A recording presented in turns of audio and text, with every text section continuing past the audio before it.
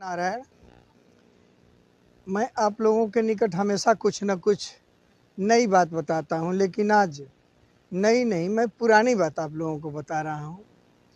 वह यही बात है, बहुत समझने और सोचने की बात है हमारे देश के लिए।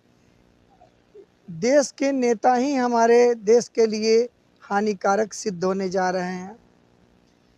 मैं एक पोस्ट में देखा हूँ ओवैसी और रावण की तस्वीर, मुझे याद आई है। जगन्नाथ मंडल के नेतृत्व में आज़ादी के समय पूरे दलित समाज के लोग एक ग्रुप बना करके पाकिस्तान चले गए थे।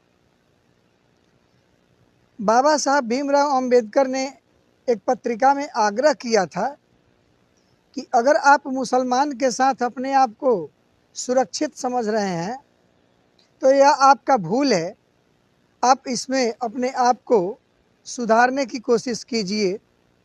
लेकिन बाबा साहब की बात लोगों ने नहीं मानी और 47 में यहाँ से गए और वहाँ से फिर 1949 में फिर पिट करके वापस चले आए।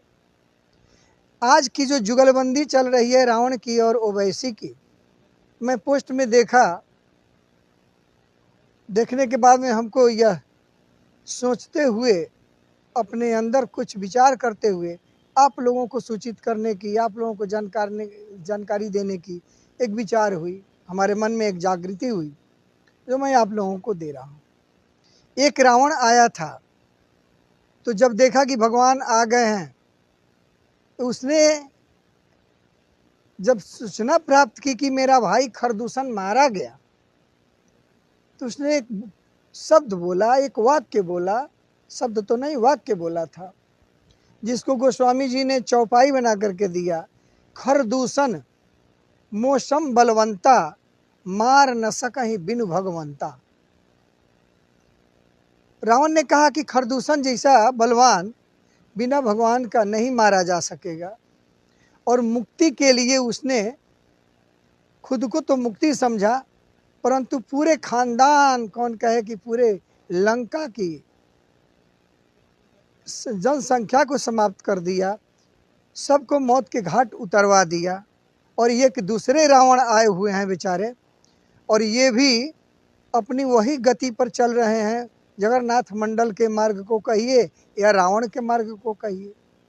इसलिए हम आप सभी से कहेंगे कि सारी छुआछूत भेदभाव को हटाते हुए अपने आप को मात्र एक सनातनी घोषित करें, और नहीं तो मैं बौद्धिस्ट, जैन इत्यादि जितने भी लोग हैं, सभी लोगों से मैं यह कह देना चाहता हूँ, और आप इसको याद कीजिए, और मात्र जुबान पर नहीं, इसको कर्म में लाइए।